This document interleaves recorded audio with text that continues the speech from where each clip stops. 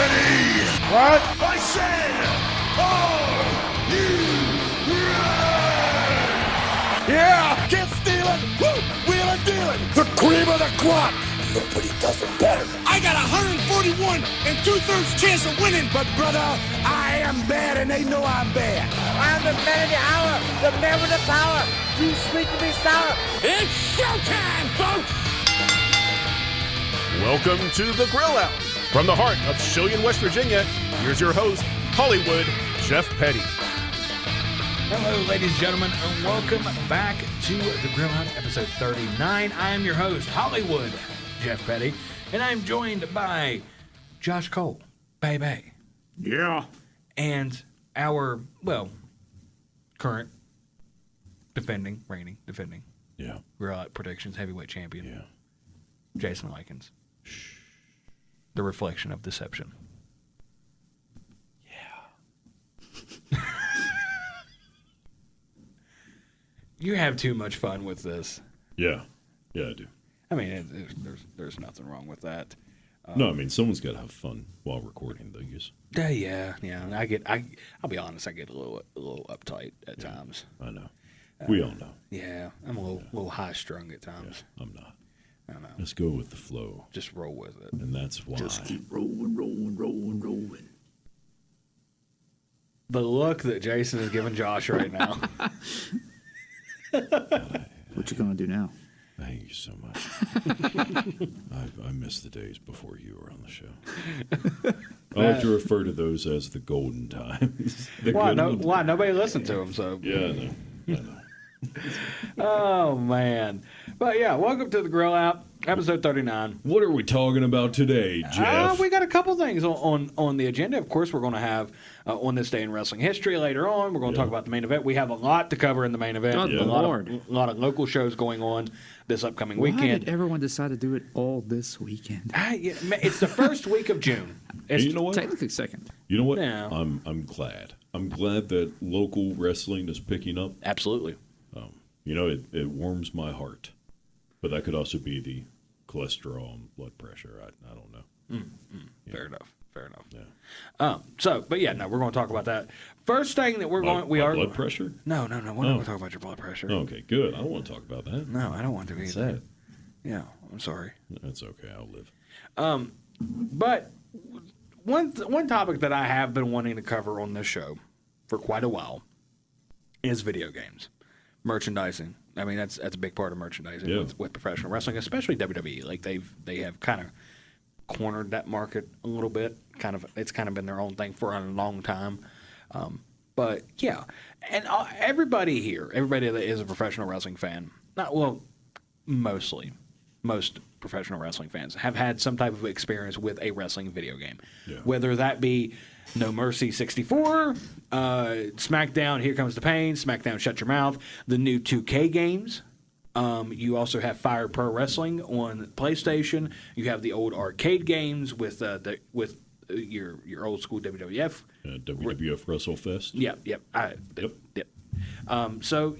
That's one thing that I have wanted to discuss on here because it helps you when you're a kid and you got your favorite wrestler. It's really cool that you can pull up, you can play a video game, and you can play as your favorite wrestler. Yeah. So that is it's kind of a cool thing for me. One of the first video games, and to me, one of the greatest wrestling video games of all time that I played as a child is SmackDown Here Comes the Pain. Yeah. With Brock Lesnar on the cover. Yeah. It was just so cool playing it. I think that game now on eBay goes for about $90. Really? Oh, I could have sold it for that much. Do you have one? I used to. Oh man, I still do. I'll get into it in just a minute. So yeah, you could. I guess technically you could put that on eBay and make close to $100 off of it. I don't know. And the graphics were cool.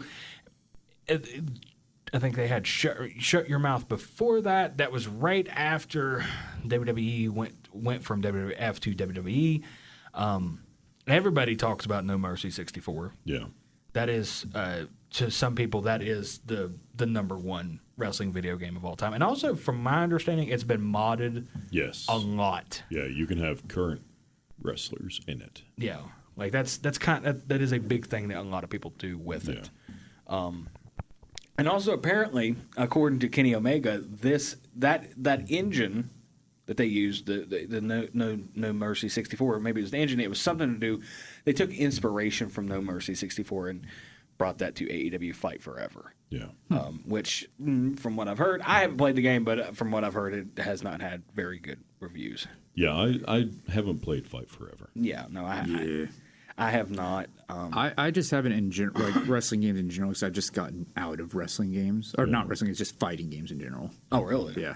I don't know. Just I can play them for a little bit, get through the story mode, and I'm just done. Do you just lose interest to them? Yeah, or? pretty much. Fair enough. What, is it just too repetitive? I think so. Okay. I mean, it makes sense. Like, I don't know. Jeff, so was your first wrestling game experience Here Comes the Pain? Oh, yeah. That was wow. that was my very first one. What about you, Josh?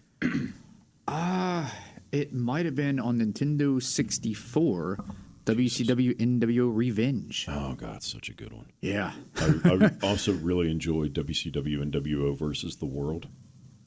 Was that on 64? Yes, that was 64. But my first, showing my age here, my first wrestling game experience was WWF WrestleMania from 1989 on the original NES. You're old! I know. I played one on Super Nintendo. I can't remember what it's called, though. Yeah. But you see, one of my favorite wrestling games of all time, though, isn't even a WWF or WCW or a New Japan or anything. It's Tecmo Pro Wrestling from the NES. Is that the same people that made Tecmo Bowl? Possibly. I have not heard anything about this one. Yeah. Please do tell, sir. It was just a fun game.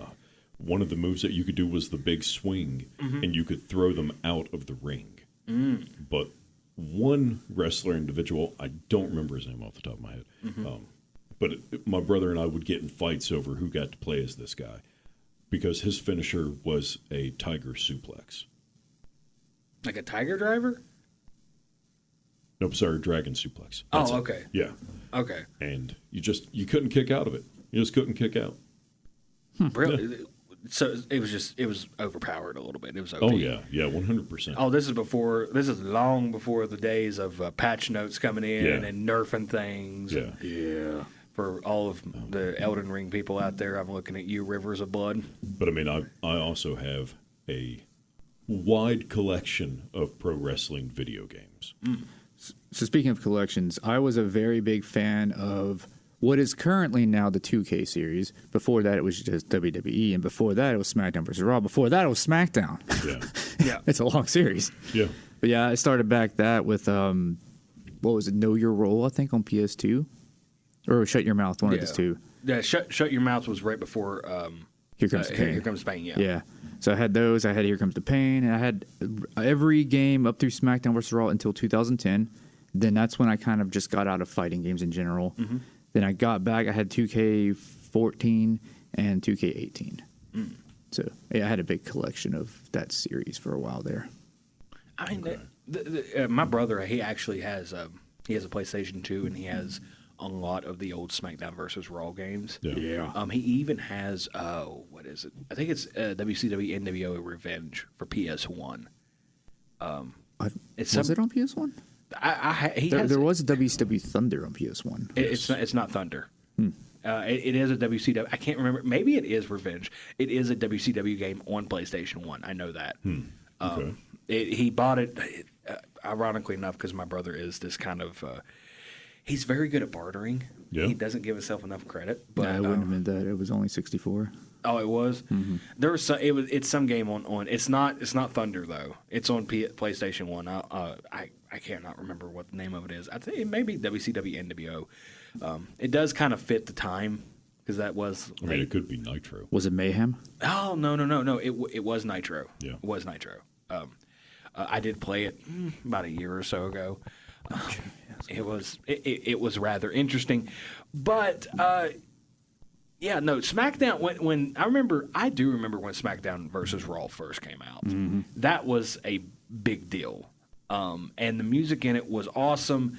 They had a lot of licensed music in it, from what I remember. When worlds collide. Yeah, by, what was it, Power Man 5000? Yeah. And fun fact about them, the frontman for Power Man 5000 is the little brother to Rob Zombie. Oh, okay. Yeah. So, just a little interesting fact there for you. Useless information, but it's there.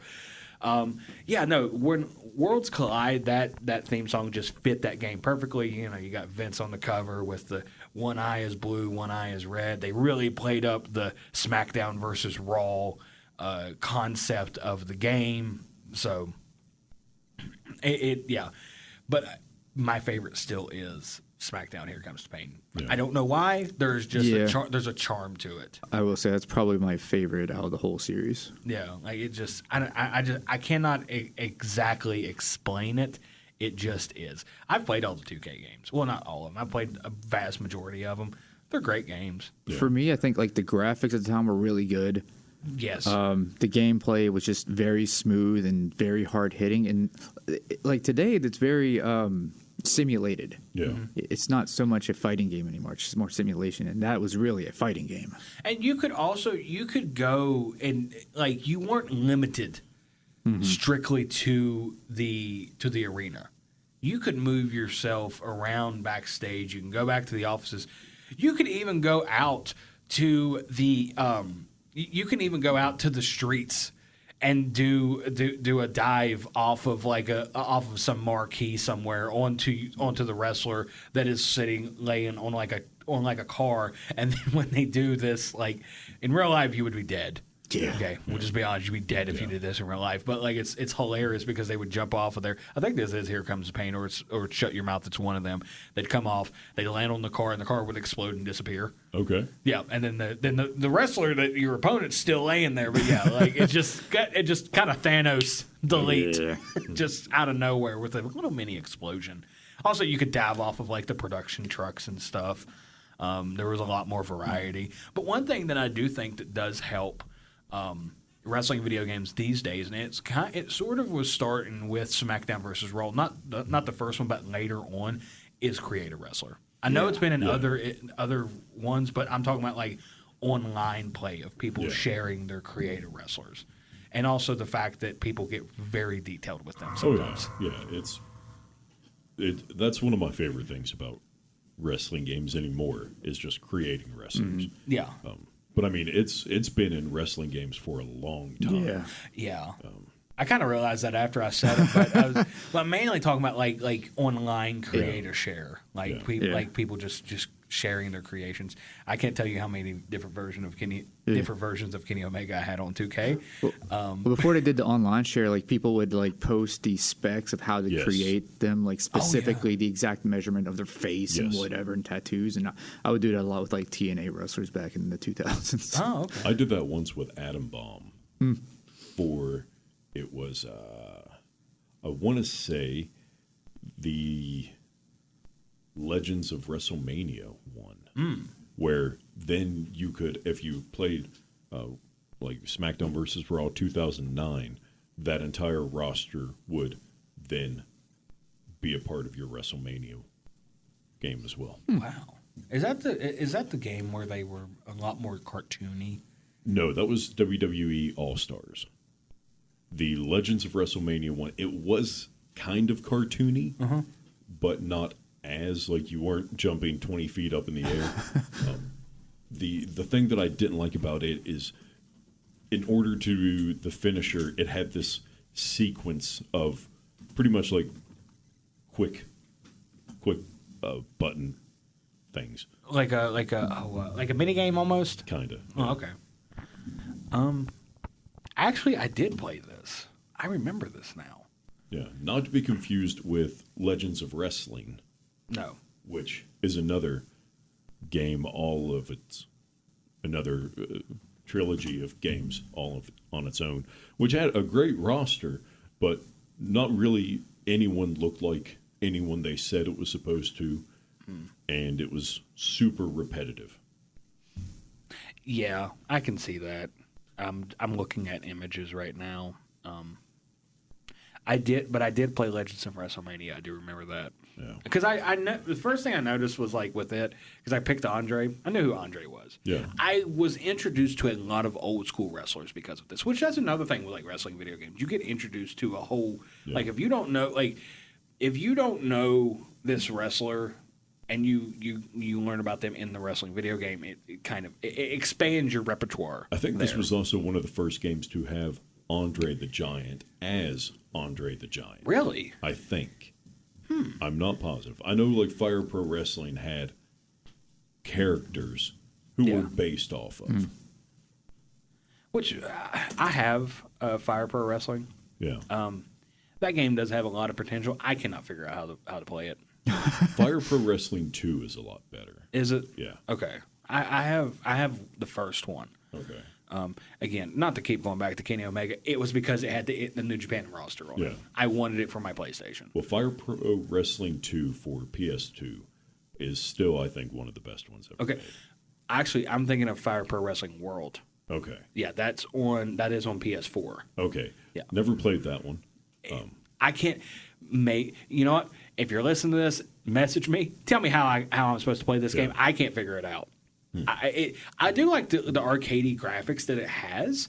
I just can't figure it out. Well, New Japan came out with a wrestling game for N64 the same time as No Way Out, which I also have. But the entire thing is in Japanese.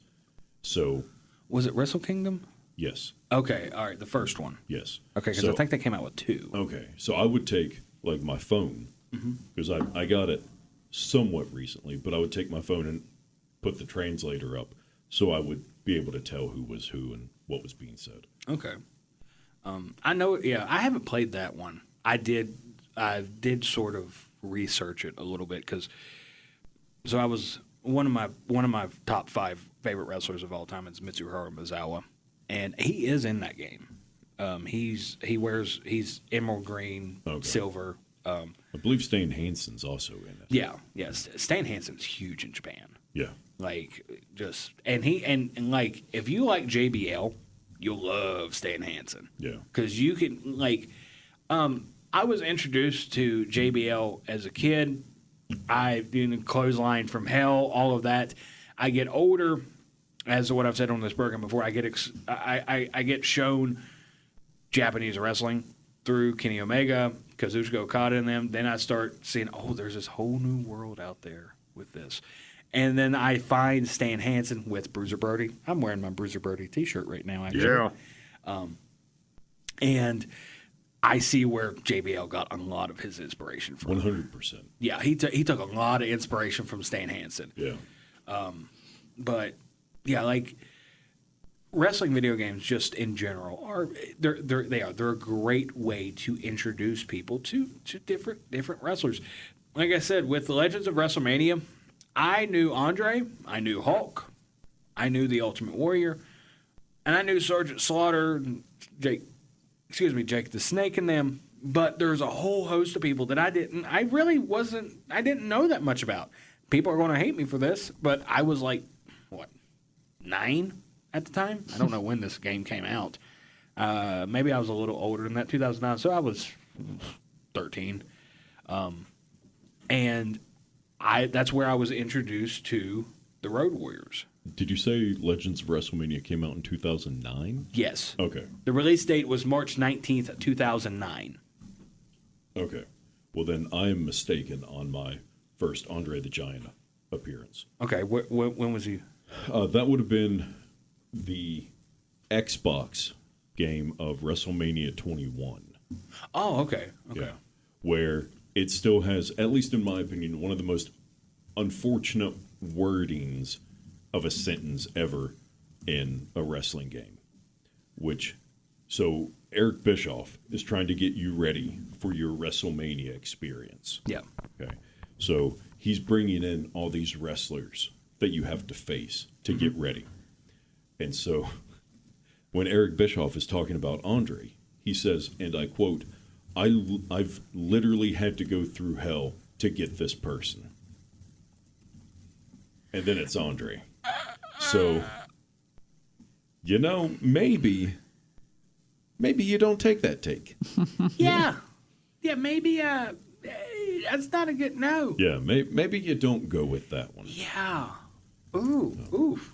I'm kind of. I actually had that one. I never had an Xbox, an original Xbox. I had that copy of that game for Xbox for some reason, and I kept trying to get an original Xbox as a kid. My mom wouldn't go for it. She's like, "Oh, you already got a PlayStation." One of my biggest issues with that game is you would have to do a creator wrestler to do the story mode. Mm-hmm. Okay, but your creator wrestler only gets X amount of stats, which is fine. That's how it works. No, but your very first wrestler won't get past like 68 overall. So then your next wrestler, like if you want a better wrestler, you have to take the stats that you already used for the 68, and then your second one will be like a 75 or a 73. That's a weird mechanic for a game. And in order to get better wrestlers, you have to play it more. And so I did the story mode like 10 times. Oh my God. Yeah, so I know I'm not mistaken on the I've literally gone through hell. Wow. That's a weird mechanic for a video game. Yeah. Like, and some of my favorite games are Dark Souls. I love the Dark Souls series. Yeah. And it's a difficult game. It's a very difficult game. But it's like difficult to the point to where if I mess up, I know it's my fault. Yeah. With that's just making it hard for the sake of making it hard. Yes. Like I don't agree with that whatsoever. But one thing that I absolutely miss from wrestling video games is the create a story. Oh yeah. Like I absolutely loved that. I had one story that I had spent, I would say easily 2.5 weeks working on. Mm-hmm. No matches whatsoever. But the entire thing was Dusty Rhodes terrorizing Jerry the King Lawler. Why? Why not? True. Like the very first thing, Jerry Lawler coming out, under the Titantron, and then you hear Dusty's song start, American Dream, and then he just falls from the top of the Titantron and lands on Jerry Lawler, and that's where it begins. And then, eventually later on, you have Jerry Lawler, who has had this huge mental breakdown. And, you could do the backstage segments where you get, you have two individuals, let's say Dusty Rhodes and Jerry Lawler, and Dusty Rhodes will then take Jerry Lawler and throw him into a car door, and it hits the windshield and it cracks. Okay? But you could also do it to where it was only Jerry Lawler. So now, in my story, Jerry Lawler has had such a bad mental break that he's beating himself up. You're just going to give it that. You gave him PTSD anytime he hears a cowbell. Yeah. And it was one of the most brilliant things I had ever created in a story. Because then it goes after that, like Jerry Lawler's in the back and he's sitting on a couch and it's like he's talking to a psychiatrist or psychologist, and really all it is Earl Hebner. And so then I have Earl Hebner say, like, why are you talking to me? I'm not a doctor. I'm a referee. And it was just, it was a fun time for me. Yeah, that's great. That's awesome. We made Cowboy Bob Orton be this like geriatric who didn't remember anything, who just thought he was at a retirement community and kept forgetting that he was in a match, and all he would ever say was Jello cup. So. Oh, that's great. That is great. All right. If you want to talk about your favorite wrestling video game, you can email us to grailout95@gmail.com. You can also message the Facebook page. A lot of people have been engaging on the Facebook page, and we appreciate it. Make sure you share it. We are going to stop right there. When we come back, we are actually going to have a discussion on different professional wrestling styles. So stay tuned.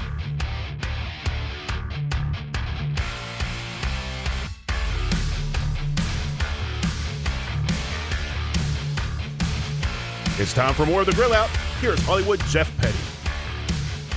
Welcome back, ladies and gentlemen, to the Grill Outs. My name is Hollywood Jeff Petty. I'm your host. My two co-hosts are Josh Cole. Bang, bang. Coming to you from the past and the future. Yes. Yes. Recording times. And then the reigning and defending Grill Out's predictions champion, the reflection of perfection, Jason Lykens. Why is Josh even still on the show at this point? Because I've decided to keep him here. Yeah. Oh, God.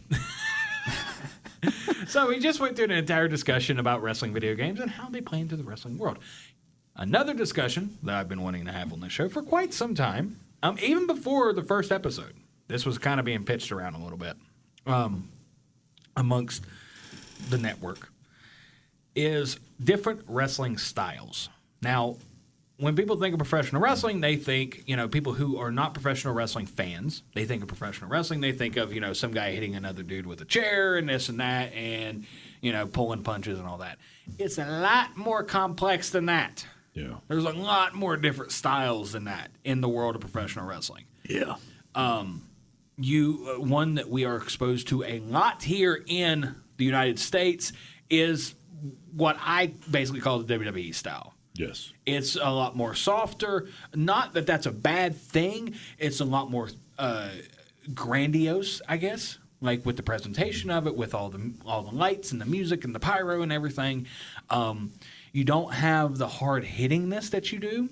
And there's people who are, who follow the Wrestling Observer newsletter religiously that are not fans of that style of professional wrestling, but in my opinion, it works. It brings in a lot of money. Yeah, different strokes for different folks. Yes, absolutely. I'm not saying there's any one right or wrong style of professional wrestling.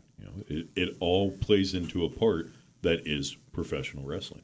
Yeah, and you'll have some wrestling shows that will have the same style from beginning to end, right? Yeah. Then you'll have some wrestling shows that will have a variety. In my opinion, I prefer wrestling shows like that. They have different varieties that will have, your hard-hitting match, your submission match, your comedy match. And they'll even have maybe a hardcore match or two in there. Yeah. Or what some people now have dubbed it, and it's been like this for years, death matches. Yeah. Me personally, Extreme rules. Yeah. For me personally, I'm not that big of a fan of death matches. I don't knock anybody that does.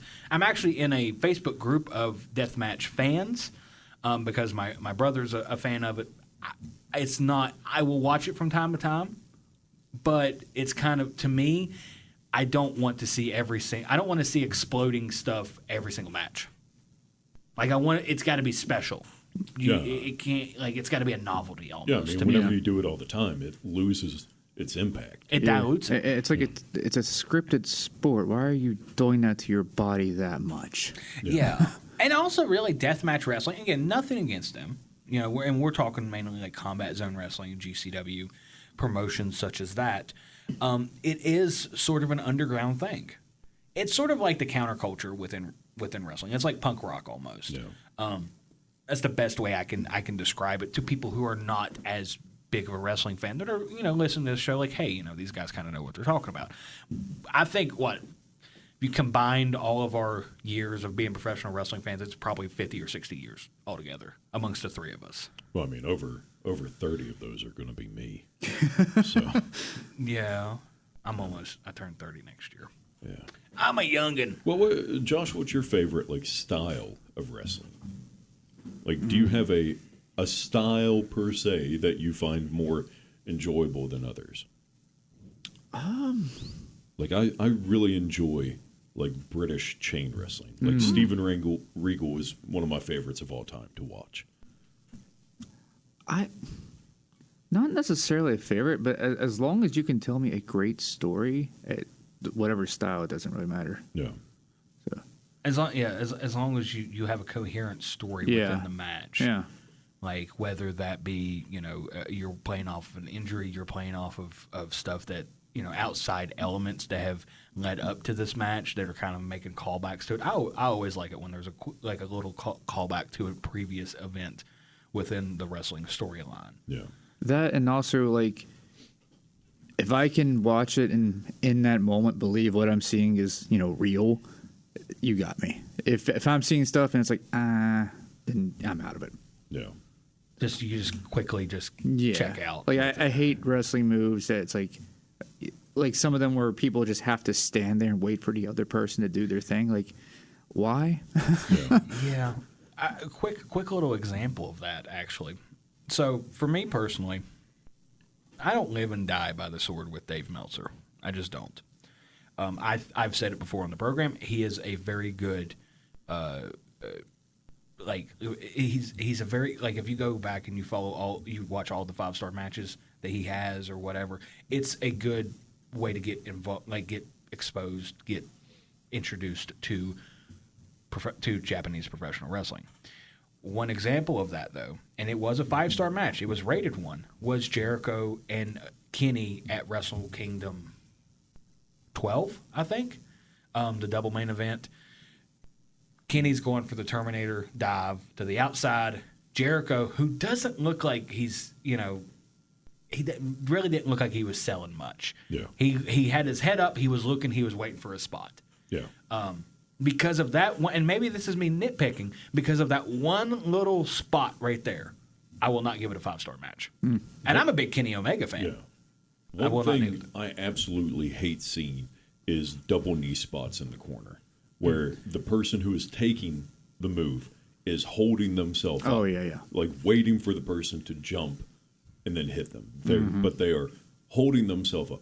Like the only way that this is happening is the fact that your arms and hands are holding the ropes and you are holding yourself there waiting. Yeah. Like for lack of a better term, in kayfabe terms, why are you holding yourself up waiting for that? Yeah. It just looks weird. Yeah. It really, because with professional wrestling, I don't like saying fake, because it's not fake. It is predetermined. It is scripted. Yes. It is choreographed. We can say all that. It is not fake. But then you see stuff like that, like the example you just gave, and people will immediately say, look at this fake stuff. Well, this is fake. Yeah, if you go back to our Chris Statlander interview, where she said that she was training to be a stunt woman, these are stunt professionals. Yes. Putting on a stunt show. When they hit the mat, they're hitting the mat. It's not like they're hitting a pillow. No. Like it's a hard surface. It just happens to have some spring in it. Yeah. And it's got a thin layer of padding on it. Yeah. Very thin, like maybe an inch. Maybe an inch. But that's also one reason why I really stick to enjoying technical wrestling, because it's not a lot of high impact moves. It's a lot of chain wrestling. I spent a lot of time doing amateur wrestling, which is pretty much chain wrestling. Yeah. And people like Zack Sabre Jr., Bryan Danielson, Steven Regal, I just always enjoyed watching. Another one, Bret Hart. Yeah. He's another great chain wrestler. Terrible talker. Oh, no charisma. None. Except for when he was really just kind of going hard there right before he left for WCW. Yeah, when he was just speaking his mind, that was the best Bret Hart there was. Yeah, exactly. So I only ever really saw WCW Bret Hart, so I never got a high opinion of him. So jeez, man. God, that is sad. Yeah. Like that is really not good Bret Hart at all. Yeah. That's maybe the worst Bret Hart there is. Yeah, because he had so much going on in his life. And even terrible music. Yeah. Which, fun fact, speaking of Bret Hart's music, not to go back to last week's episode with all of the music talk, the riff for his opening song was actually, I think that was a Jimmy Hart creation. Really? Yep. I was listening to an interview. I think it was a Peter Rosenberg was interviewing him, and he was like, he's talking about Bret Hart's theme song, and he was like, wait a minute, the opening to it. He's like, yeah, that was I came up with that. Like, oh, okay, it's kind of cool. Jimmy Hart's all over the place.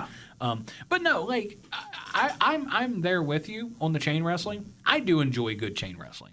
I like, to me, too much of it can oversaturate a little bit. But if you can do it in a creative way, like a Bryan Danielson, like a Zack Sabre Jr., I'm going to be invested in that.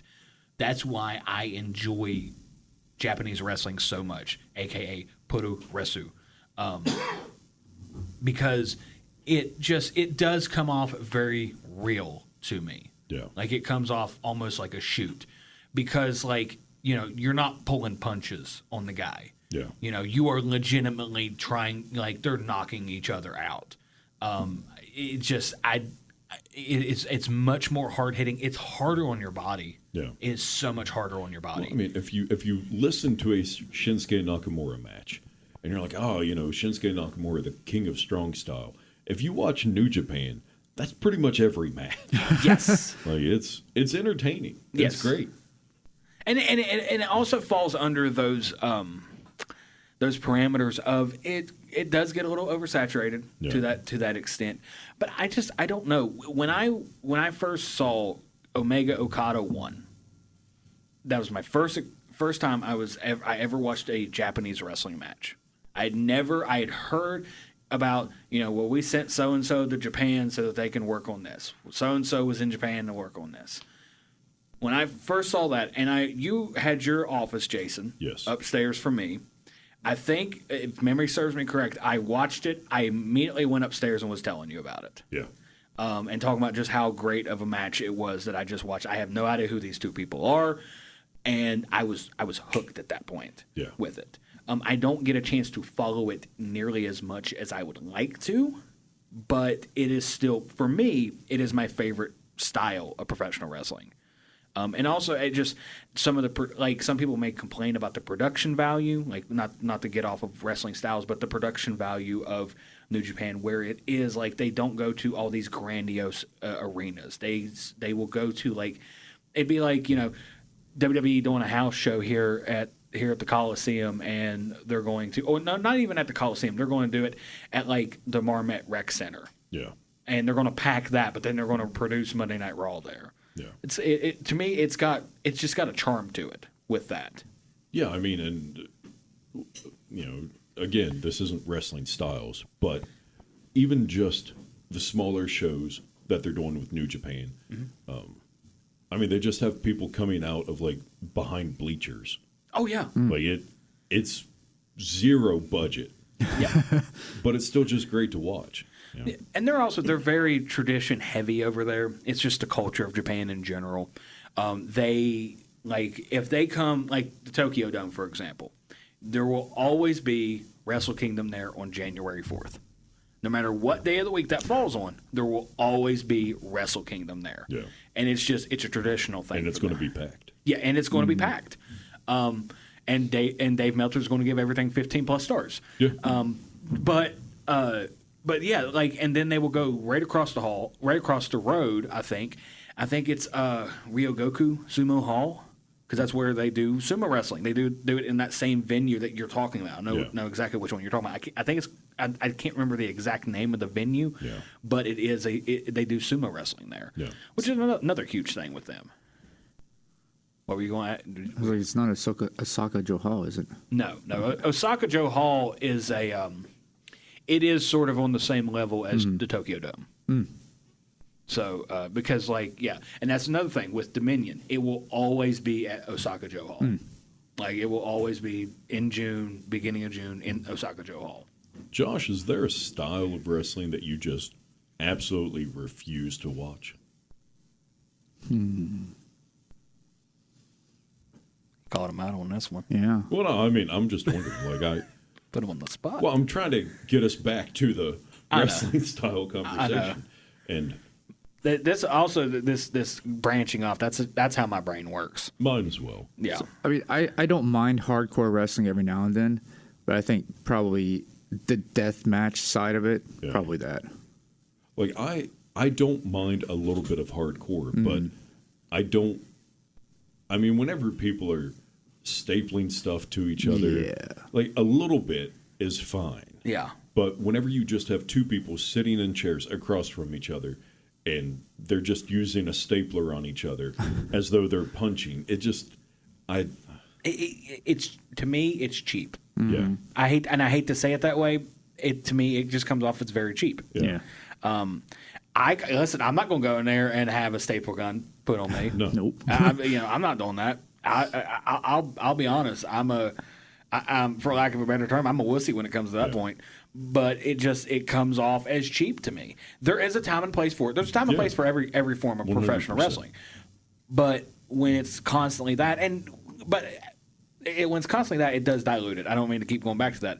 Another thing is with like deathmatch fans, they are highly loyal to it. Yeah. Like they are rabid almost for it. I mean, that's fine. I think for me, it's like Hell in a Cell. Mm-hmm. Okay.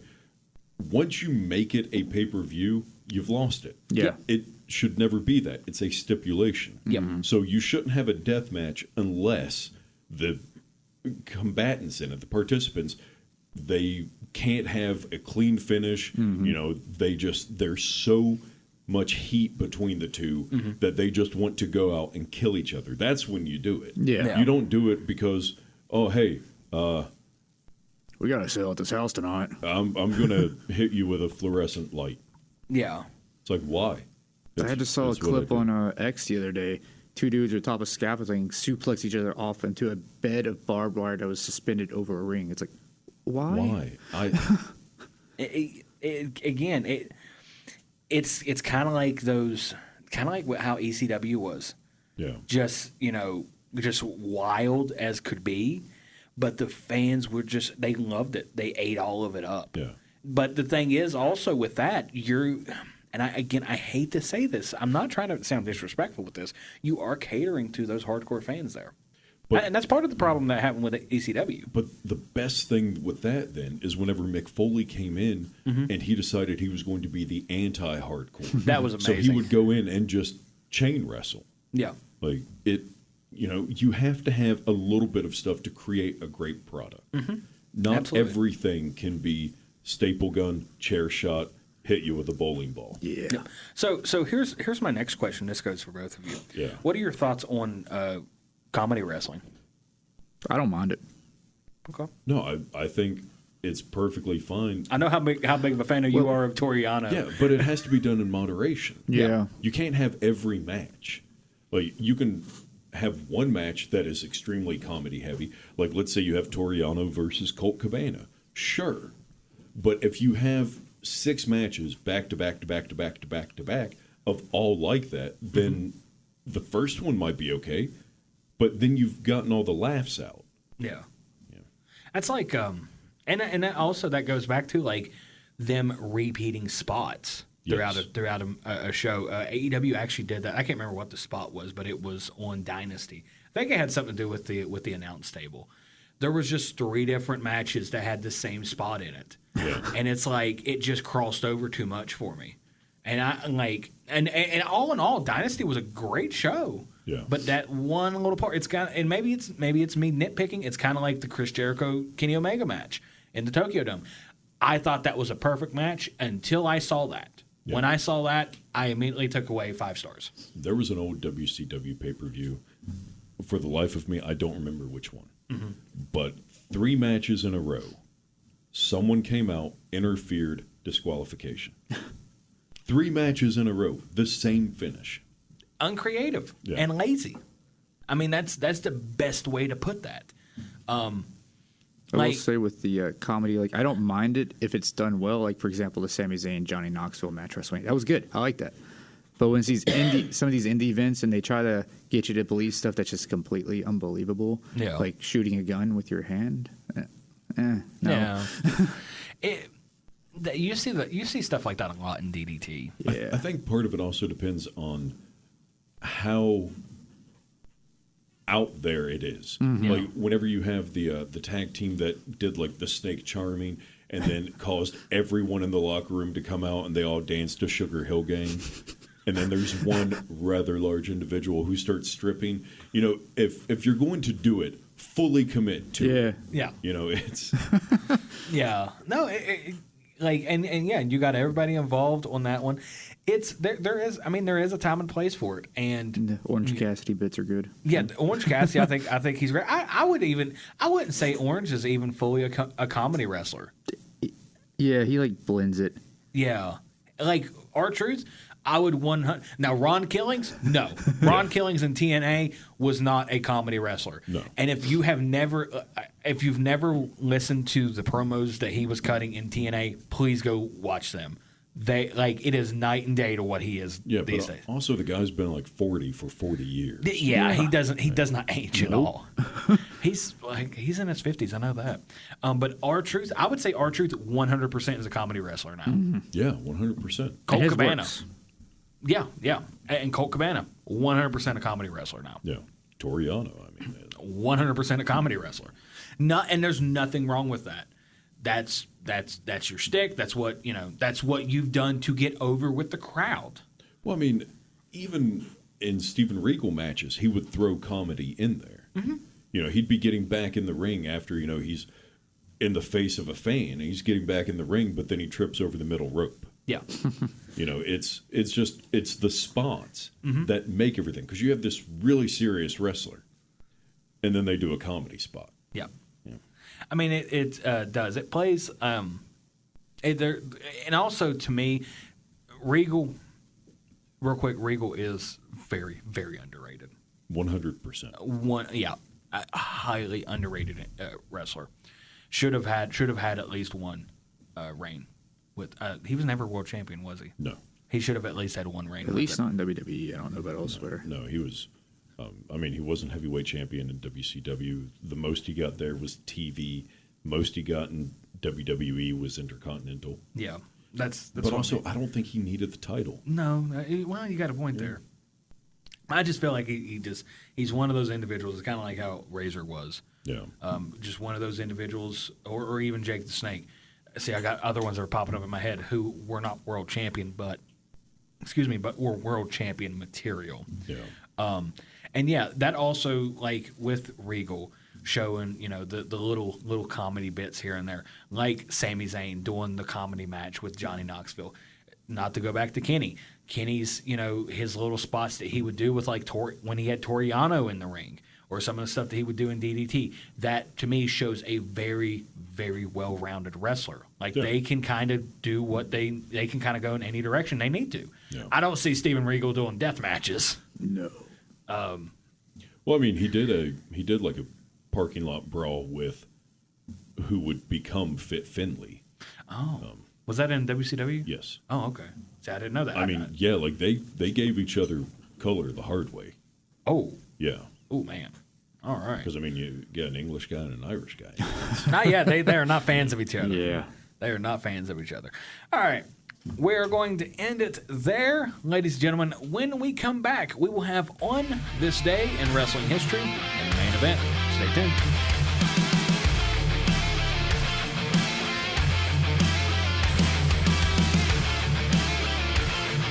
Once again, here's Hollywood Jeff Petty. Welcome back, ladies and gentlemen, to the Grill Outs. I am your host, Hollywood Jeff Petty, and I am joined by Josh Cole. Bye. Yeah. And then our current reigning and defending Grill Out Predictions champion. And the crowd goes mild for the reflection of perfection, Jason Lykens. Yep. Just throws that in there. All right. On this day in wrestling history.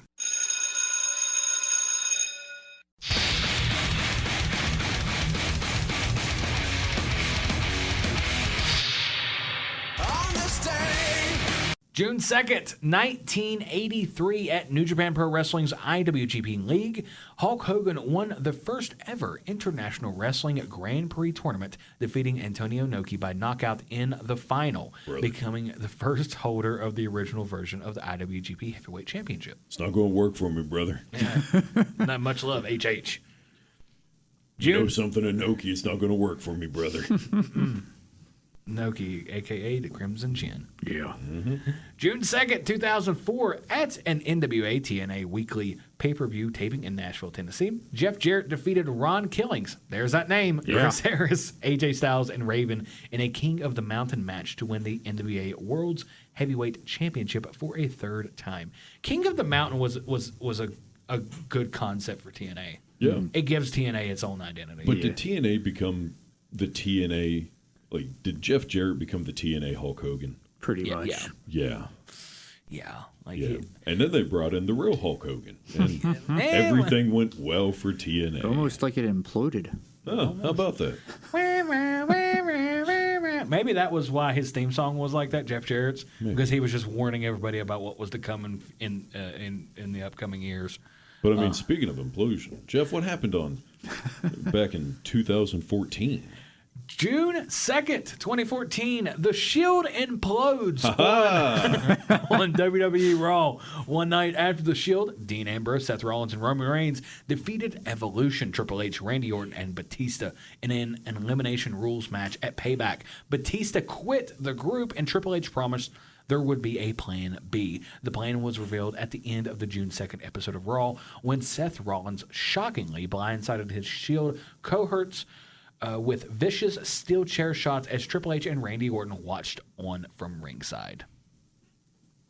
It's a big moment in history on that one. Yeah. I mean, really, all three, maybe not so much the second one with TNA. No, but I would think maybe the IWGP Heavyweight Champion, it might be important. Yeah, that one was kind of, that one's got some importance to it. And then, of course, the Shield imploding on June 2nd, 2014.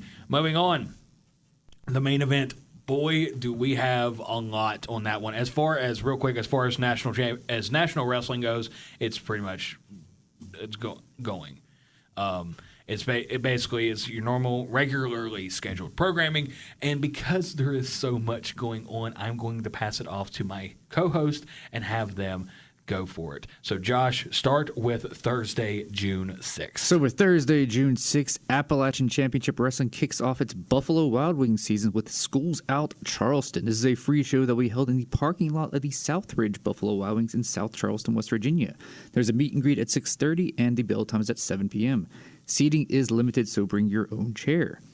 Micro Wrestling Federation will be at the Tiny Pony Tavern in Bellington, West Virginia. This is an all-ages show with a bell time of 7 p.m. and tickets start at $23.99.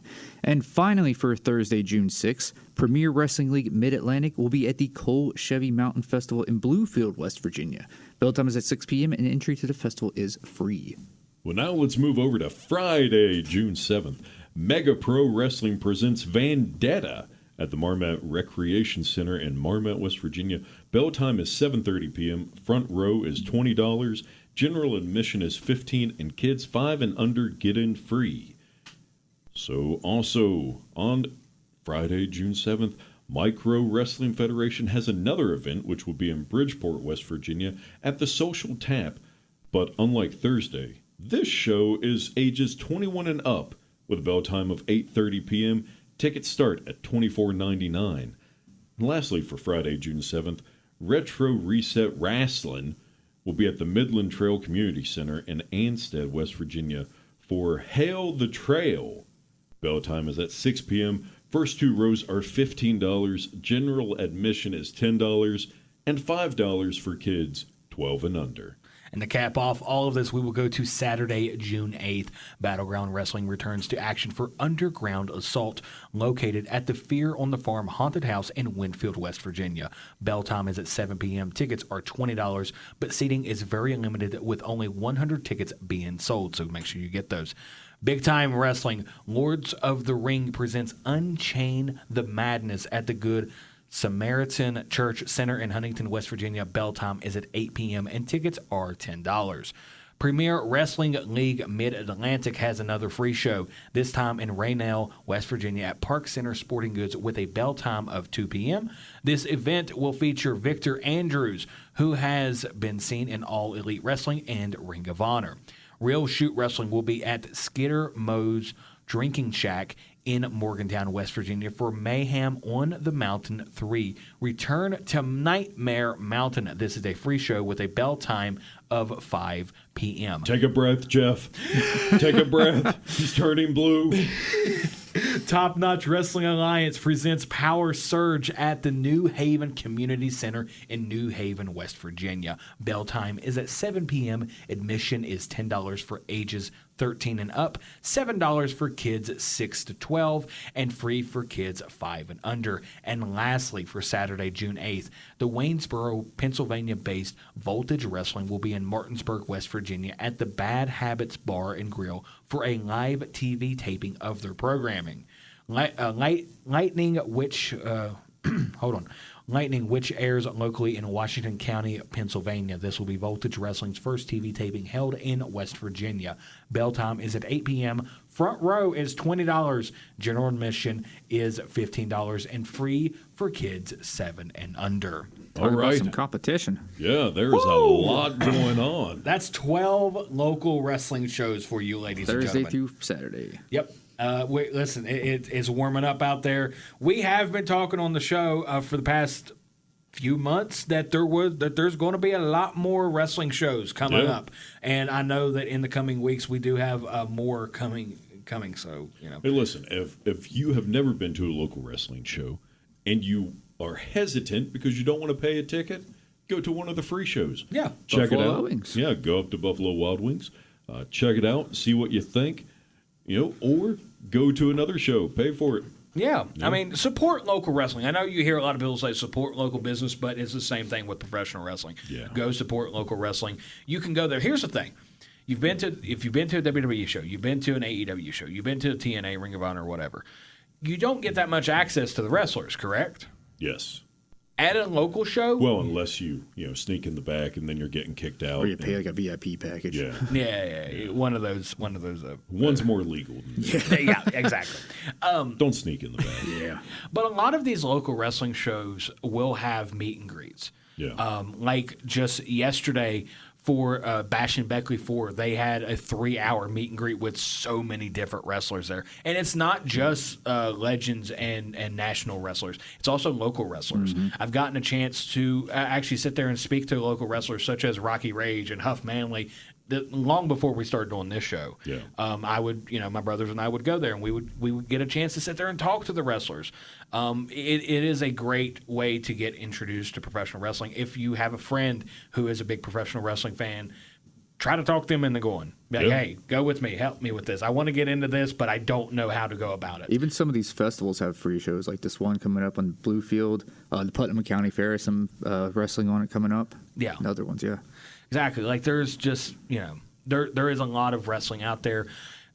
Just go support local wrestling. Yeah, 100%. That is what all this boils down to. If you want to talk to us, you can email us, thegrillout95@gmail.com. You can also like the Facebook page and message us on the Facebook page. And if you have not had a chance to check out our Grill Out special, our latest special episode, the King of the Ring tournament, runner-up tournament, where we go ahead and we fantasy book an entire King of the Ring tournament using only the runner-ups from previous King of the Rings, minus the latest one and Kurt Angle and Macho Man, because they were winners of the King of the Ring tournament. So just make sure you go check that out. Go like the Facebook page. And do y'all have anything else to add to this? Be kind. Just love each other. And until next... better. Yeah, do better. And until next time, fellow wrestling fans, have a good one.